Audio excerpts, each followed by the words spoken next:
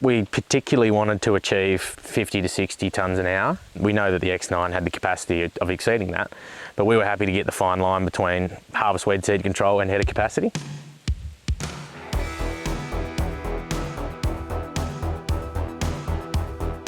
I'm Alex Baum, farm in Ongerup, Aidinville Farms with my dad and my brother Nick. My old man started in about 40 years ago, come across from South Australia. We crop a little bit over 13,000 hectares. Roughly half of that program is canola and the other quarters of that is wheat and barley.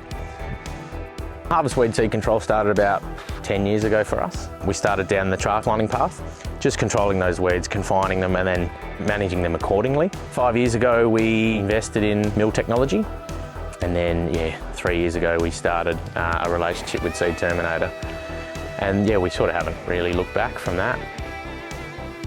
They obviously had the development of a mill in the X9 machines, and we're also implementing them on our class machines.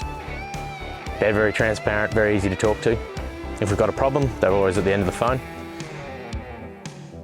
For us, we wanted harvest capacity as well as weed seed control.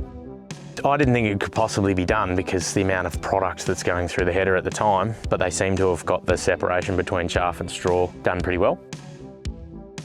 And on the south coast, our harvest window is only sort of a 5 to 6 hour period for good moisture. So we're hard trying to push that out to 12 and then manage our grain accordingly. So we're not putting dry material through this thing day in, day out.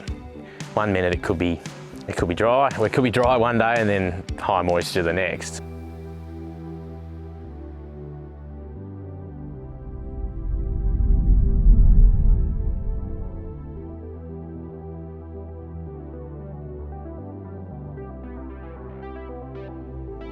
We're 3 years in, and it's definitely had its ups and downs. We've had a chopper shaft snap in half, and the pulley ended up hurling us way across the paddock, but look, I couldn't really fault them. As much as I was frustrated at the time having a brand new machine, and the downtime we had in the paddock, we were up and going within 48 hours. Pretty much decommissioned the mills as such, and then they developed a new hub, which, to be honest, we probably didn't have our mills on for maybe a quarter of harvest, which the big scheme of things it's not great, but we're able to get going again. Whereas I think with any other product, they would have gone back to the drawing board and taken 12 months to develop something and left you sitting there.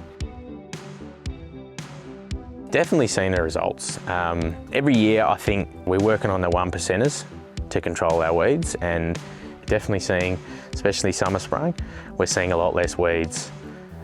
Whether it means one less spray or one less pass of the paddock a year, but we're not changing our chemical regime on the basis of the mills doing the job. We're still working on the mill doing a percentage of the job and the chemistry doing the rest.